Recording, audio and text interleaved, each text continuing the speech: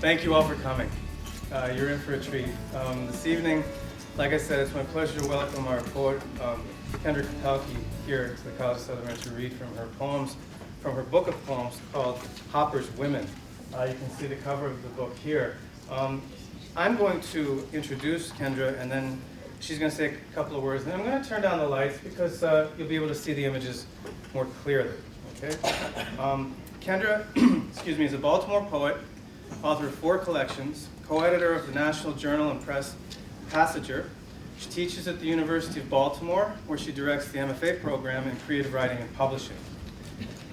But reading Kendra's work earlier this week, actually, I was reminded of something we studied in my English Lit class recently, and I see some of my students in here tonight, so you'll remember this.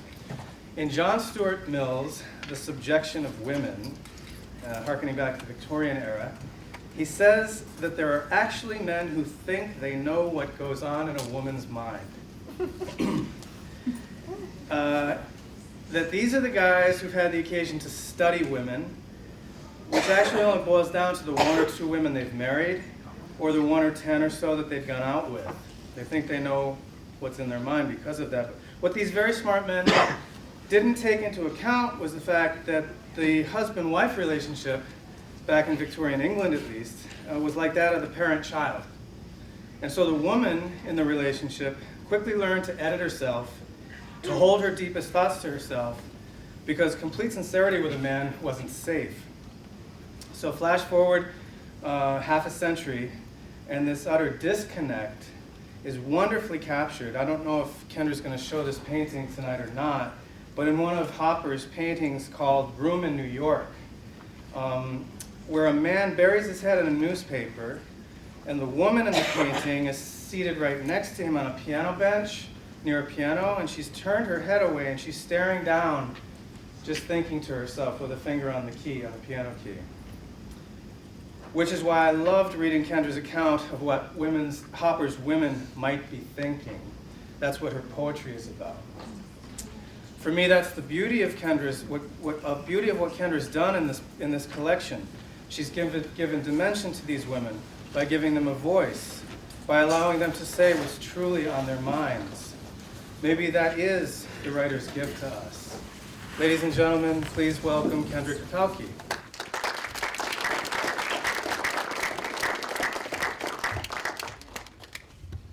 Thank you for that introduction, and thank you, Wayne, for inviting me. And it's very nice to see all of you on this beautiful night I've never been to, La Plata. I still say it much more slowly because I enjoy the word. But it's a beautiful day to be here, and if those of you who are familiar with the work of Hopper know that he's famous for his light.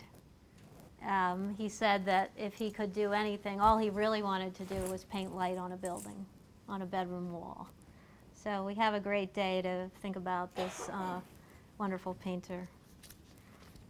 I'll tell you a little bit about what got me into writing these poems, and I don't want you to think at all that I started out by writing a book. I started out by looking at one painting. And then I thought maybe I would look at another one.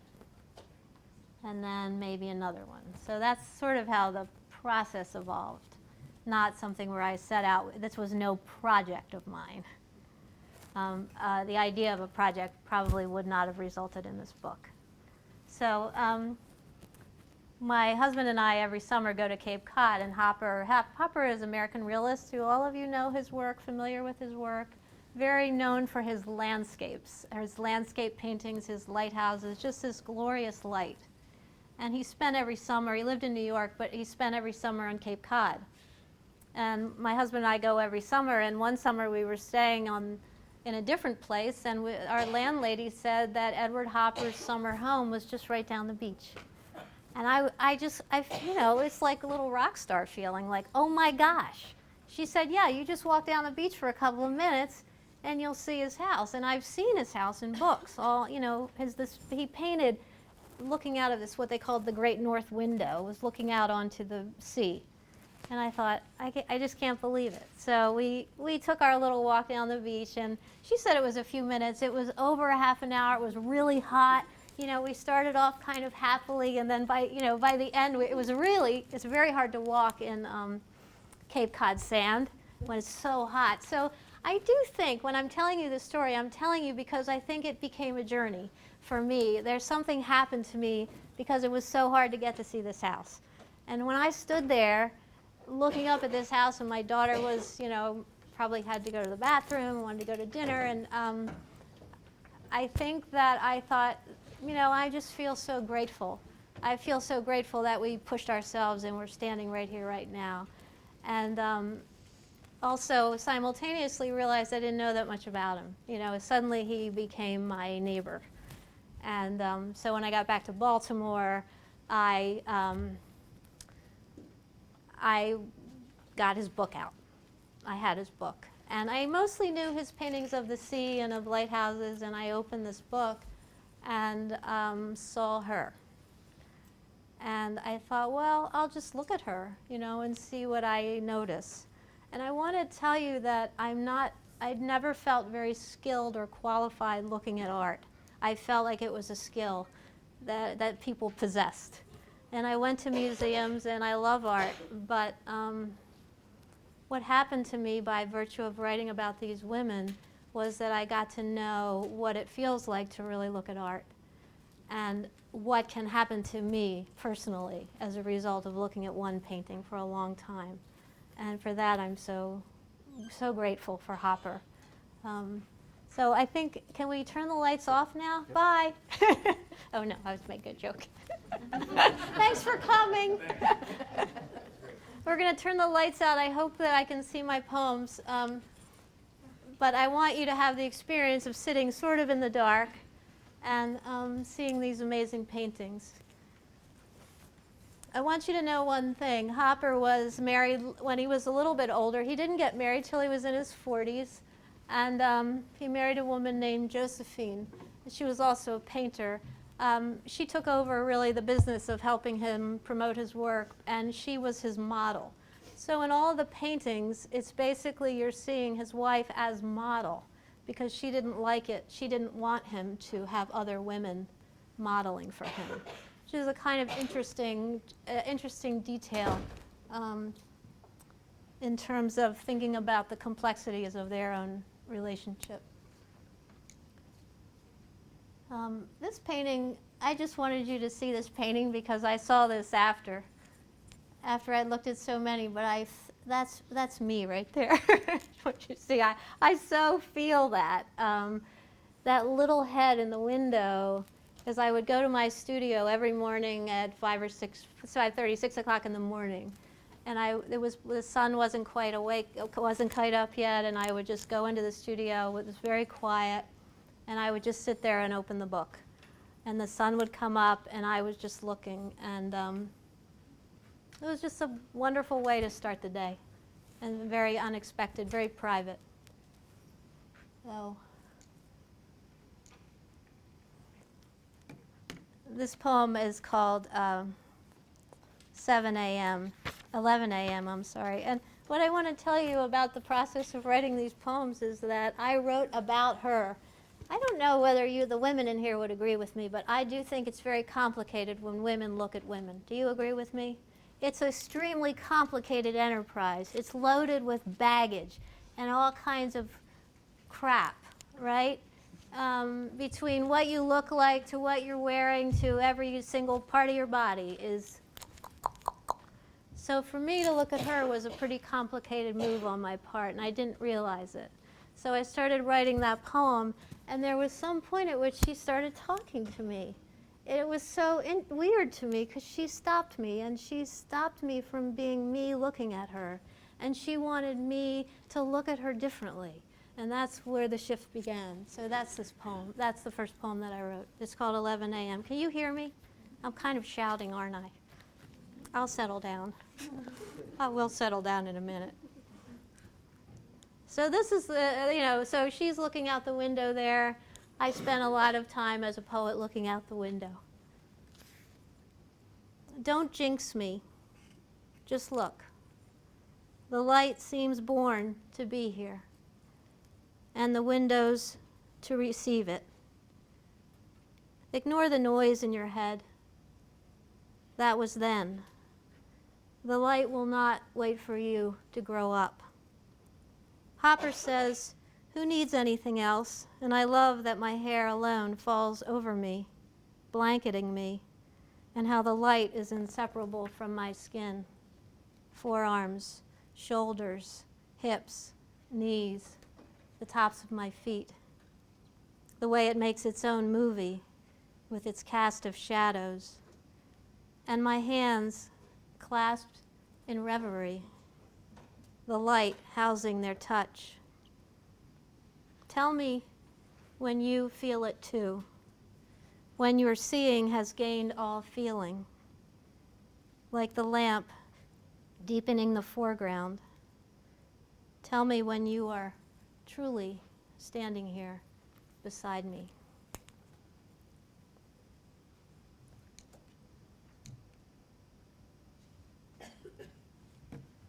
One of the things about Hopper's women is they're a little bit startling to look at. And she really startled me a lot. Does she startle you? That sort of eerie glow. Somebody said to me, "Her nipples are in the wrong place. The tilt is wrong." Yeah. Well, I'm just passing that along to you. Just passing it along. I don't know.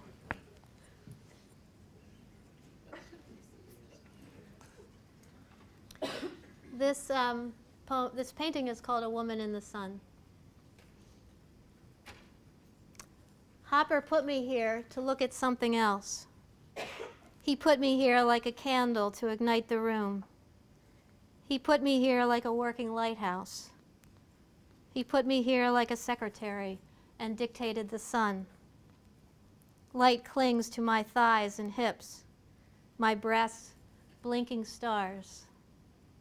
He put a burning cigarette in my hand like an article of clothing to put on. He put me here like a mirror in a funhouse and watched shadows pool on my skin. The dark blanket Hopper put on the unmade bed undulates like the green, green hills he put in the window.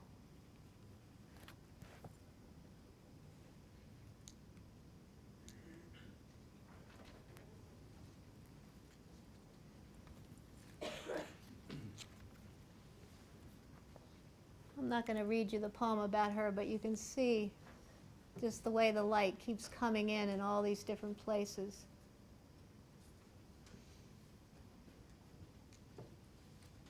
When you're looking at art, you have a lot of choices for the way you look at art. You can look at art in a museum, you can look at art in someone's home, or you can look at art in a book.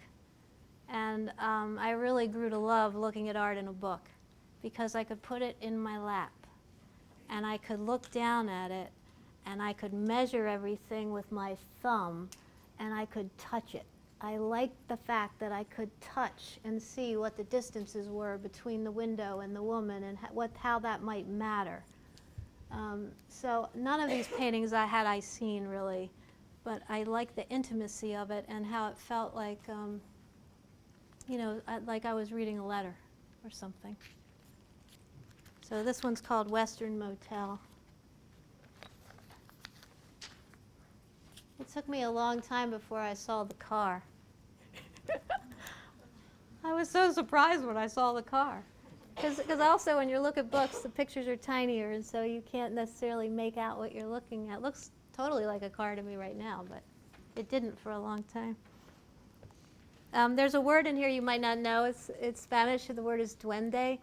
And the word stands for a kind of dark force that creates the creative source is in the duende. Sort of like an angel, but darker. I am Hopper's duende, the blonde version of him. That's why he has me marooned in this motel room, somewhere out west. Why I am in the way. Try not looking at me. You'll see. You'll see how your view is blocked by me, by you looking at me, the one exchange of heat and fire. The earnest and shadowy hills try to give off warmth, wearing a thin negligee of light. But I have come between that and you, too. The hills roll like the sea at night, as strange to me as sleep. Forget what things are in real life. Forget the story. In the end, the man dies and leaves me here like a yellow layer cake, like a green car with the engine still hot. Leaves me like a blonde sitting on a bed in a motel room, wearing a maroon dress you cannot take off.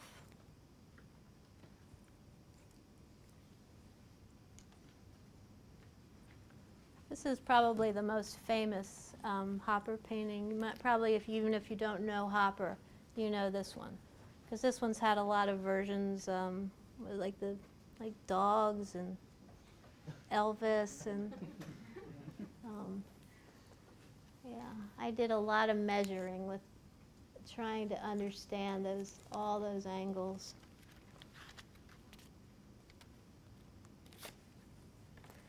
By the way, I'd read a lot of poems based on this painting. But one of the differences in this book is that I never make up a story. I'm not interested in that.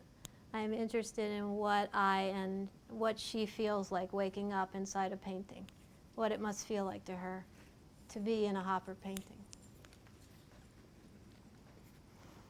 Nighthawks. You can't hear the clock ticking, but trust me, it throbs, adheres to its own heavy beat.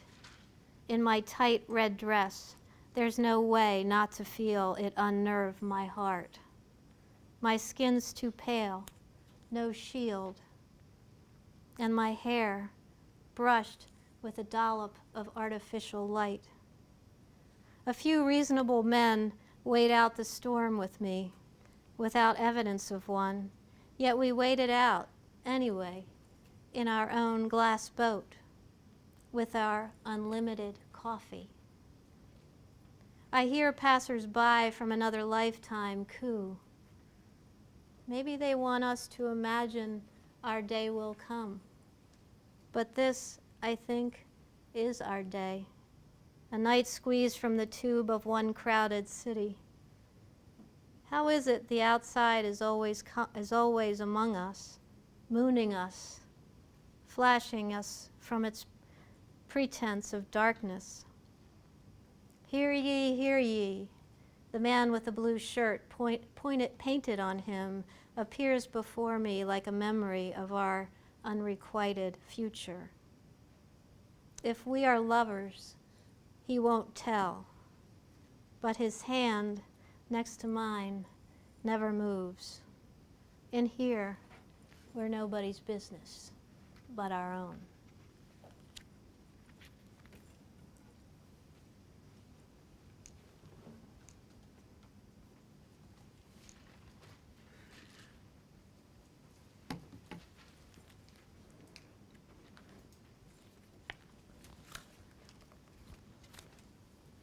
This one is called Automat. And automats were these places in New York where you could go in and get a sandwich out of a machine. That was why it was called Automat. So you can't see any of that here, but how could the darkness have followed me here and hung itself like an oversized painting behind me? The lights of the Automat rush out to greet it, like stones skipping into the Atlantic. Why such eagerness? Does every night set out a table in the middle of anywhere and dare you to drink a cup of hot coffee by yourself? Must the darkness always pull up a chair? Hello, it says, into my thick green coat. You look good enough to eat, it says. There is nothing I haven't seen, it says. You don't fool me, it says, before suddenly pouring out its overburdened heart.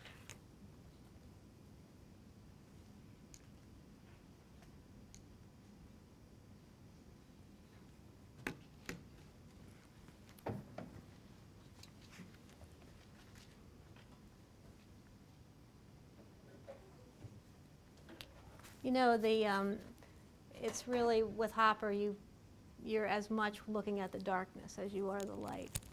And the light, the darkness in a movie theater is very special. You know, people, I think, crave it. And I love that moment when they, you know, when you come into a theater in the dark and you're trying to get your seat, and you're sort of trying not to touch people, but you're sort of stumbling in. It's that kind of darkness that I feel when I look at this painting. That sort of clumsy human darkness.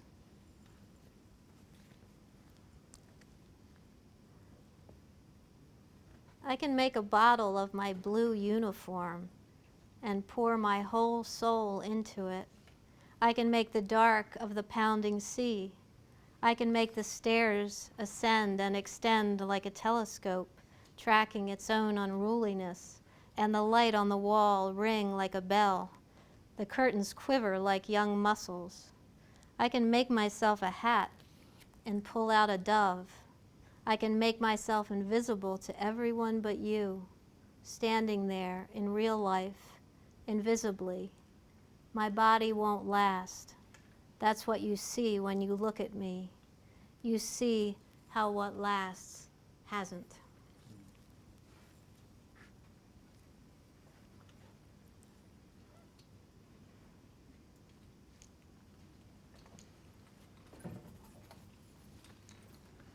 I think I'll skip her. But she's a happy soul, isn't she? Where the dog is. She's got a very happy dog. Oh.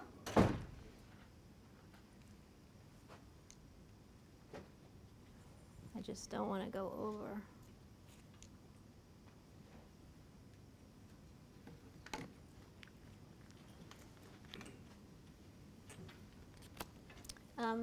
The reason this slide is up again is because I wrote a poem about Hopper's Light, which isn't based on a painting, but I wanted to read it to you. Can you imagine if you dedicated your life to light, you know, in some way? I am so thrilled by that, thinking about that. And I'm so glad that he's allowed me to think about that. This is called Hopper's Light. He was captain of the light. It's my anchor, he never said, when his wife appeared jealous, but singled out something else. He studied its every move, its stark and seamy entrances, its changes in temperature, scale, and mood. He groomed and distressed it, organized and socialized it, trained it like a dog to go everywhere with him, and then rolled it like a joint, downed it like a shot, spread it out like new money, slathered it like sunscreen on a brick. Like a palm reader, he predicted its effects on walls, clothes, knees, necks, calves, breasts. He buried it in the hearts of trees and jammed it up inside cornices, beneath sheets, on window ledges. He set it to ripen. Across floors, he raked it like a new bed. He led it down deserted streets and up dark stairways and rearranged whole cities around it, pulled it out from under the horizon and carried it in his pocket like a white stone he rubbed for luck. He never was without his dose, a thin strip dissolving on a tongue, his wallet-sized photo, his calling card, and he kept adding minutes to his future, posting reviews like a good movie, till it appeared all over town, on roads and storefronts, in bedrooms and offices, not just any old light, but Hopper's light.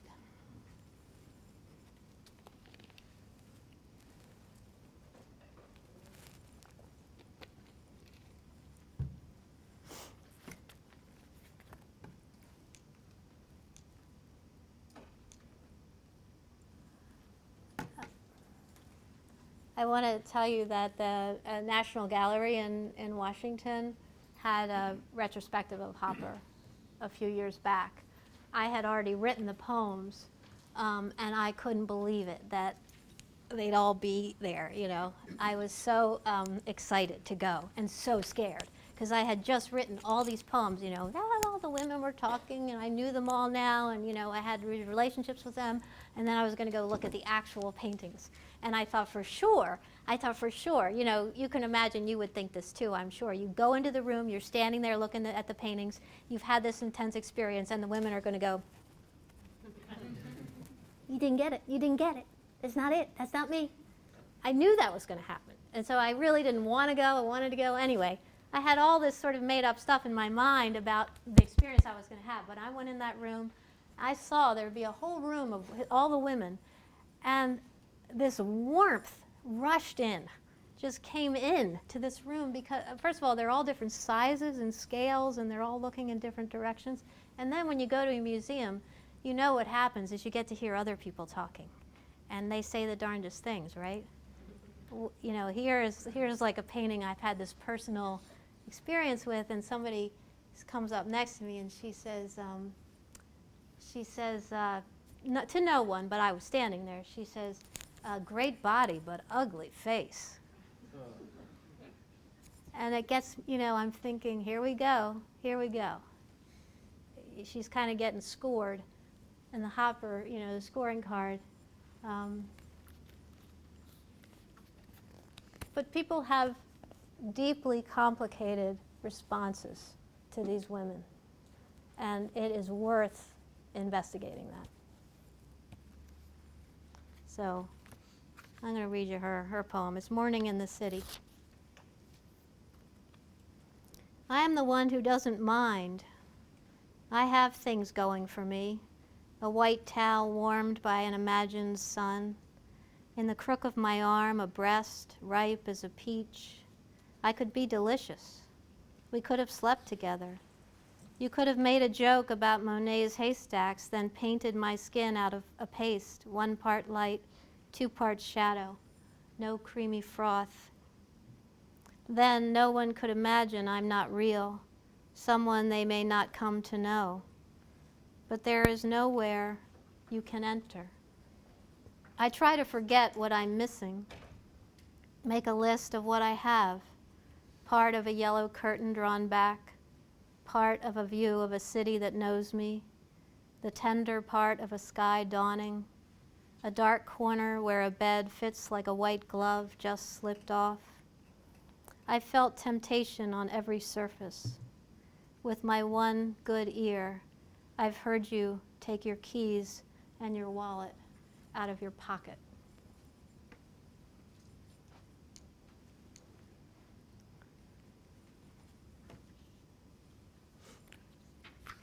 This is a little poem.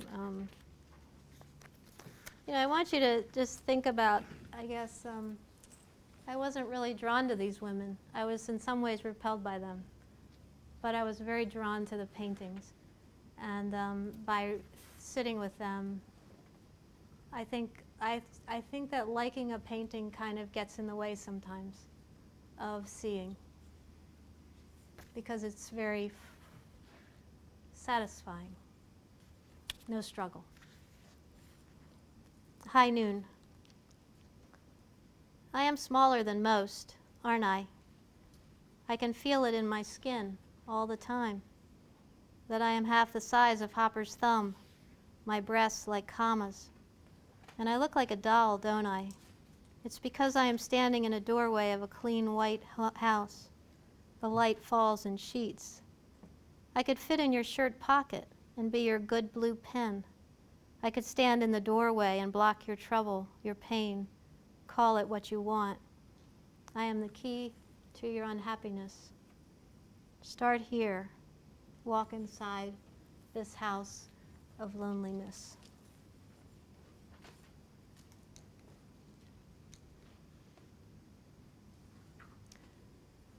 I'm not going to read you the poem, but when I saw the actual painting of this, I was so excited because her lips, the woman in the way in the back, her lips are really bright red. Those little things like that that you can never see in a book. Can't see the paint.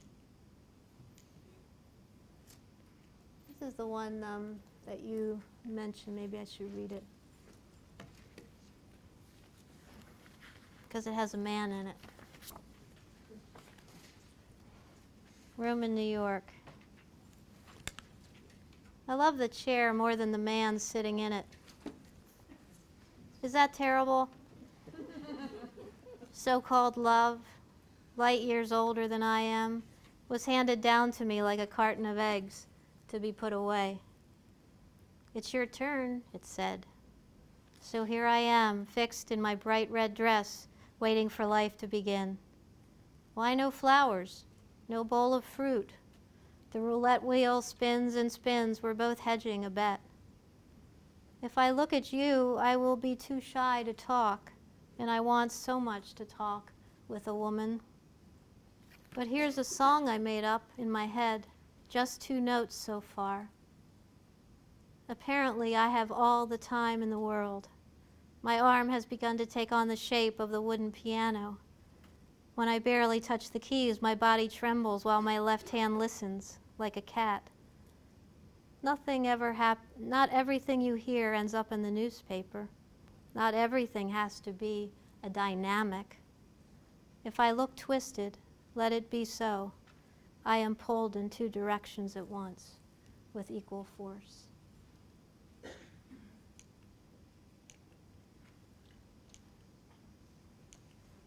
I'll just read 2 more. I love her. Do you love her? Don't you love her? Don't you want to be leaning out that window? Not on your computer? I always loved her. She wasn't anyone I had to work through. Cape Cod morning.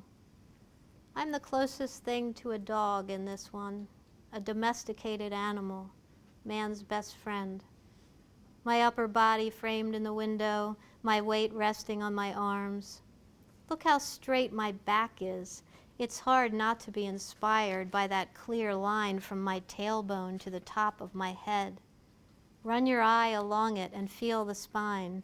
Run your hands down the taut muscles of my arms, the sharp elbows, the small bones of my hands that act like feet on the desktop. My neck, my chest, all yours too. It's okay.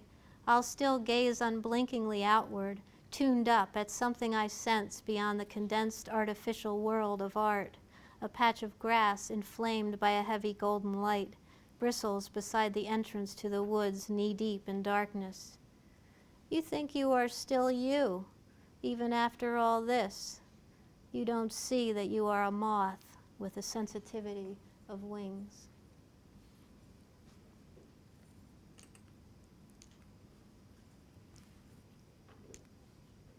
And this is considered, though I don't think it was Hopper's last painting, but it's considered his last painting. There's no one in it, you can see. And this is his dream.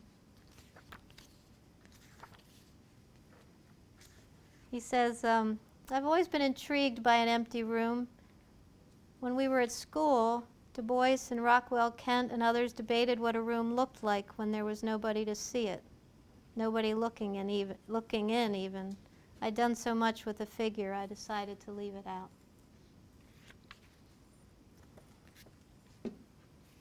You know, people talk about this as like Hopper and his wife. Once again, the diminutive Josephine. But she was substantially shorter than he. You know, she was here and he was quite tall and she was quite short. Sun in an empty room. They're all gone, all of them. Off the bed, off the porch, out the door and window, clothes and shoes, hats and lamps, gone, gone. They're all gone and you and I know it. You can feel their absence as you look. Gone is their heartache and loneliness and greed. Gone, gone, and laser gone. Heavy, inviting, throbbing sunlight organizing itself for a rally, finally. The room as you wanted it, to yourself, and the room has you to itself in counterpose, and you feel it lift you up, and you feel it press you down into it. The room that can erase everything you don't want or need, even you, as though you are the door to its staying and leaving. So I'll show you, those are all the poems, but I'll show you, I thought you might want to see the house. You want to see the house? The really cool house? That's how we got there. And you can tell that is not an easy beach to walk on. It's not Florida. The Cape is rough. So we walked and walked, and then we got there. And then, so we're down here, and that's his famous north window that he painted out of.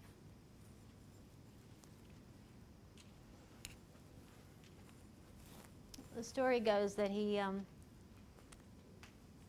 died, and his wife Jo was alone. She lived in New York, and she had trouble with her eyes, and she had asked one of her friends if she would stay with her at the Cape and take care of her, because she couldn't really manage the house by herself. And her friend said no, partially because she was a difficult person to be with. And so she asked the housekeeper if she would stay with her, and the housekeeper said sure. And a few months later, Jo died and left her entire inheritance to the housekeeper. So you never know, you know. I don't know whether you guys want to sing. Would you like to sing for a little while? I thought you would, because you haven't sung yet tonight, have you? All right, well, I brought my ukulele on the off chance that I could get, there's such a huge room in here that it doesn't matter if you have a good or bad voice. All it matters is that we're going to sing this song for Hopper. Because you know, after you write about this, you kind of lose your mind, and you don't have to sing if you don't want to. I can tell you're not too happy. You can. If you're joking or not. No, I have my ukulele behind the podium, and I only play it for Hopper. I thought I wrote, this is an extremely dumb song, but I thought that it would be so much fun if we could just sing this really dumb song together, okay? It's really bad song. You can tell by the lyrics. I'm no songwriter. But I thought, you know, how nice for you if you could just go out humming. Friday night. Okay, so I'll sing the chorus, okay? That's what you're gonna sing. I have some verses that are really something. Really gonna rock your world. Hopper's light, who wants a beam of Hopper's light? You can see it in the morning, you can see it at night. It's Hopper's light. Got it? All right, let's try it. I'm going to make you sing it pretty loud, okay? Because why would we sing it softly? It's not a very good song. So we have to sing it really loud. Hopper's light, who wants a beam of Hopper's light? You can see it in the morning, you can see it at night. It's Hopper's light. Tried it? That was really good. I'll go over here. Hopper's light, who wants a beam of Hopper's light? You can see it in the morning, you can see it at night. It's a Hopper's light. That was really good. One more time. Hopper's light, who wants a beam of Hopper's light? You can see it in the morning, you can see it at night. It's Hopper's light. Some folks like the light from above, and some folks like the inner light, but the light that really does it all is Hopper's light. Hopper's light, Who wants a beam of Hopper's light? You can see it in the morning, you can see it at night. It's Hopper's light. He rolled it like a joint, and he downed it like a shot, and he spread it out like money, and he saw he had a lot. It's Hopper's light, Hopper's light, Hopper's light. Ready? Hopper's light, Hopper's light. Who's gonna see the Hopper's light? You can see it in the morning, you can see it at night. It's Hopper's light. It comes through the window and it knocks on the door, and it looks like a yellow rug lying on the floor. It's Hopper's light, Hopper's light, Hopper's light. This is the last time. Ready? Hopper's light, Hopper's light. Who wants a beam of Hopper's light? You can see it in the morning, you can see it at night. It's Hopper's light.